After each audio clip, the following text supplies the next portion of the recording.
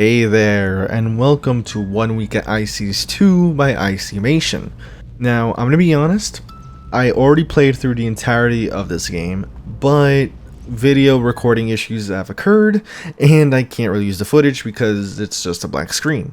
So I figured, you know what, I'm gonna have to suck it up and record the video again, which is why there was no upload on Wednesday. Now, we have a lot of things to talk about. I literally tried making this video again, but I was too anxious because I was annoying myself. But we're not doing that this time. We're gonna calm down, okay? And I'm gonna explain things clearly, since I know what's already going on. At least I'll walk you through the paces. So, first off, this game so far, without going to spoiler territory for future nights, takes a lot of inspiration from One Night at FLUMPTY 3 in particular, mainly with the designs, right? And I say that because literally you have that sound, which I'm pretty sure is from FLUMPTY 3. I don't know, there's a lot of things about this game that makes me think of the design that One Night at FLUMPTY 3 had.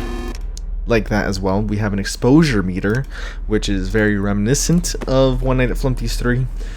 But not only that, we also have a furnace, right, where we have to raise our temperature, we have to increase fuel. That's something that's a bit different, a lot like Five Nights at Thomas's, ironically, but in general that's pretty much the main gist of this night. So obviously, yeah, the exposure meter, we have this bar over here, which is mainly going to increase whenever you turn this light off, and the only way to reset the bar or make it go down is by going on camera. So now with all that covered, I had a few talking points that I mentioned in the original video that was supposed to be up that I do want to go over. But this time, I'm going to do it calmly. I'm not going to lie, because I was getting jittery talking about everything. And that's mainly because I was trying to get through it as soon as possible, but there's no point in doing that, because we're going to be here a while. We're going to be here for 5 nights, so we're going to take it slowly but surely. Before I talk about that, I guess I should go into mechanics, which you've already seen. This character from the first game will appear here on the left. Turn off the light to make him go away. You get the gist. Obviously, you have to keep your temperature and fuel up through here. And this guy down the middle starts off in camera 2, goes to camera 1, then camera 7 to the doorway, as you've seen already. Those are pretty much the main mechanics for now, but we have a lot of different rooms to look into, right? Such as camera 3. I'm pretty sure this game also follows a bit of a scripted structure as well, but that's for another point. Let's go to the furnace, heat up a bit. First off, thank you for the support on Phobia the Awakening story breakdown. I'm glad to see that a lot of people are enjoying the video in general. Always makes me happy to see that, especially since it's not a video that I do very often. As I mentioned in previous videos like that, the goal is to make those kinds of videos once a month, you know, give or take, depending on what games I'm interested in checking out, or, you know, a variety of factors. But the main goal is once a month. Oh, see, it just... don't ask me why it says clam. I don't know why. We're not going to bother asking. We've talked about Phobia, the story breakdown, but what about future breakdown videos? Some people have suggested in the comments, right, some games such as Tealerland, The Joy of Creation, and the Tubbyland Archives Act 1 specifically, right, since that's the only game that's out. Tealerland is definitely an option that I'm willing to consider, or well, I am considering, right, because I do remember it has a story. I just have to go through it because I don't remember all the beats in the story, right, all the details, but Tealerland is definitely an option. The Joy of Creation, I was originally going to consider waiting for the remake and then do a story breakdown on that, but since I didn't do that for Phobia the Awakening, I might as well do the same thing for Joy of Creation. Make a video on the original, and when the remake inevitably comes out, we'll check that out as well. Now, I was going to get to that. On night 2, this character gets added, which starts off in the bathroom over here, and literally crawls its way up into this little tree stump looking thing that ends up here, and then it attacks your office, essentially. The last suggestion was the Tubbyland Archives Act 1, which I am definitely, I'm definitely considering doing. The main reason why I held off on doing that game at first is because Act 2 is currently in development. But as of right now, it's hard to tell how far along into development it is because, oh my god. Because the last time any news for that game was mentioned, on GameJolt at least, was Halloween 2023. So I don't know what's going on with that game as of now.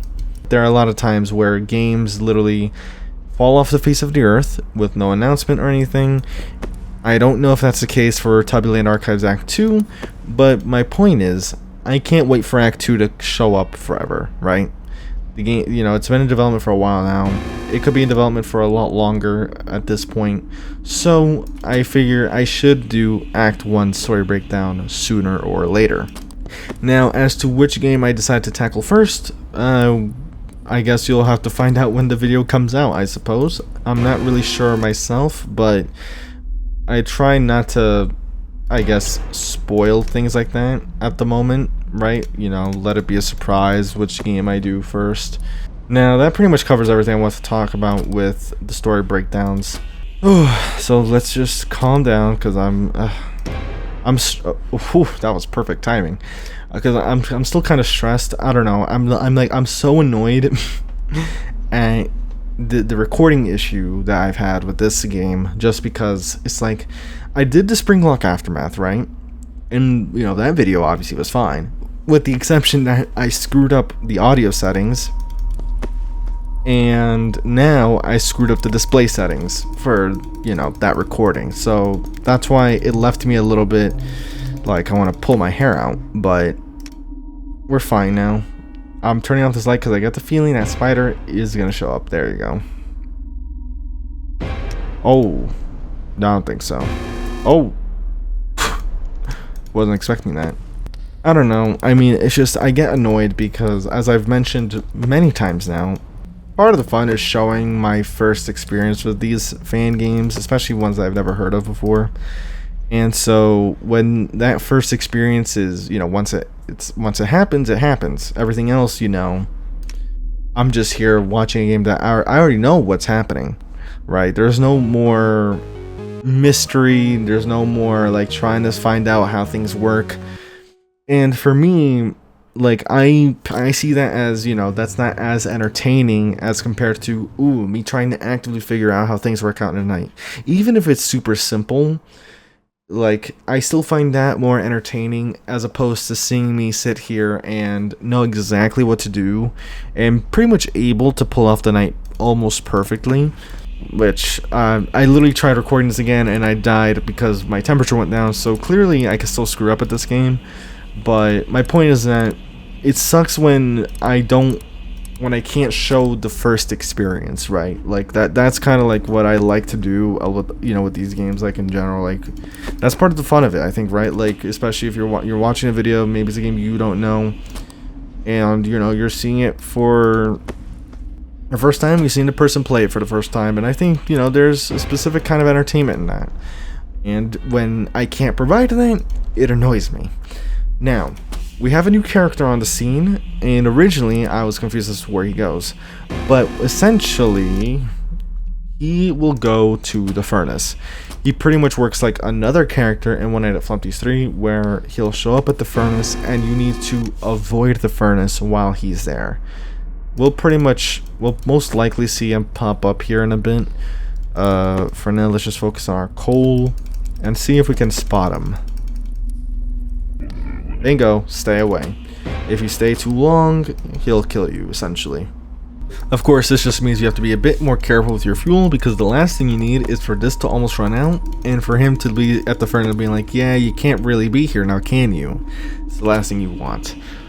Now, I will say, in terms of the designs do look pretty good. I think, like, in terms of, I really like, oh, come on. Stop interrupting me. I do like this guy's design a lot now, more. Is he at the furnace? He is at the furnace. I was wondering what that. Oh. 3 a.m. This is not looking good. I'm being too careless with my exposure. I don't even know what I was trying to say. I'm not gonna bother. I'm just gonna try and lock in and beat this night. I'm waiting for that thing to show up. Oh! Literally called it. You gotta make sure I'm getting this bar down as well. Where's this guy? He's just chilling there, so he'll be fine for now. Let's get our temperature up. We're almost there. Does this mean he's in the... Yep, I knew it. There's like a little sound that just started, and it pretty much means he's in the vents, I think. Or the tree trunk? It stopped.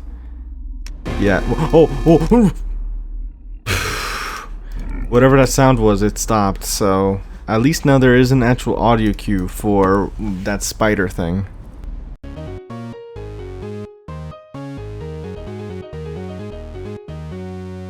I don't like recording videos where I'm not in a good mood, right? Like, it's one thing if I was like playing a rage game and the rage game makes me rage because that's the whole point, right?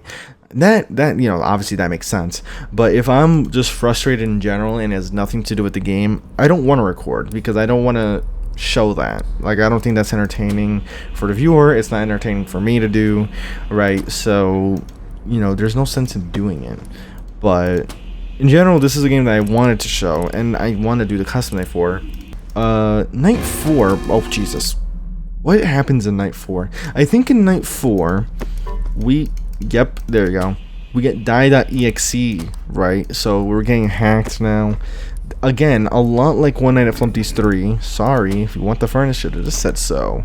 But yeah, a lot like One Night at FLUMPTY's 3, right? We have the hacker now pretty much trying to enact die.exe on us.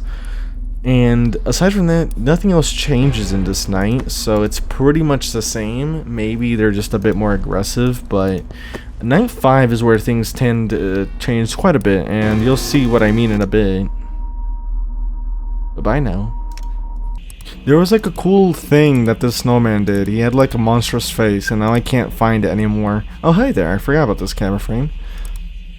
So annoying. It had a secret screen with the spider. I mean, the spider, the snowman, and now I can't see it anymore because the bloody snowman won't do anything anymore. I don't think so. You're joking. Hold on. No.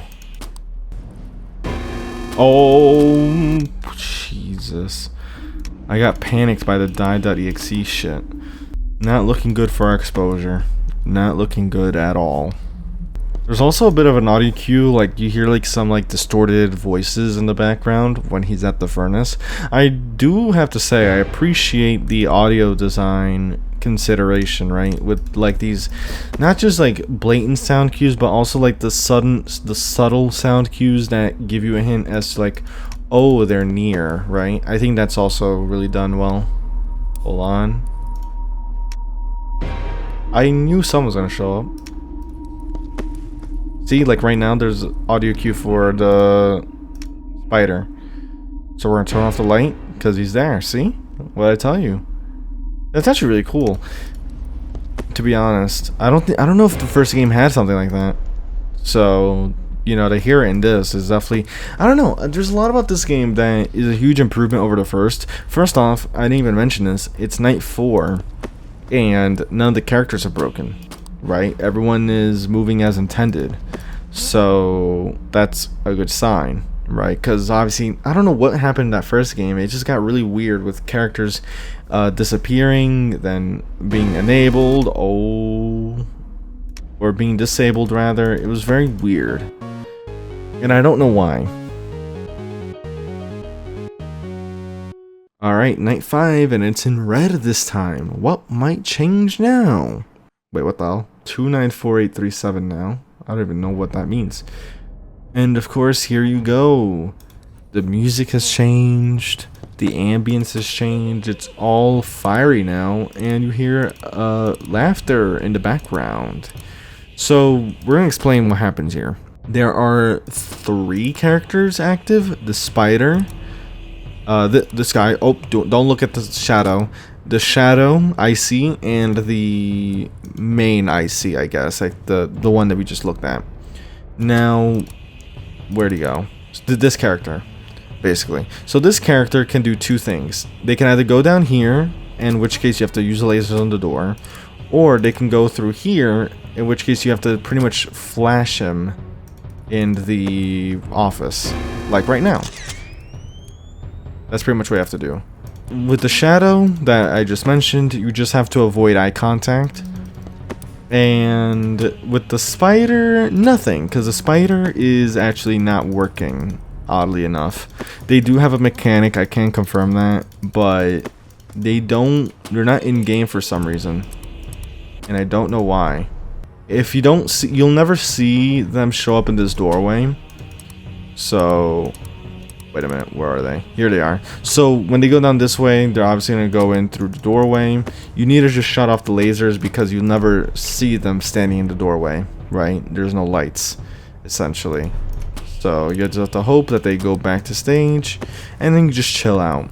The shadow character never shows up in the office, so obviously, as long as you avoid that character on cameras, you're fine. This bar, I'm not even sure why this is here, because it only goes up when the lights are off, but you can't turn off the lights in this game, or in this night, rather.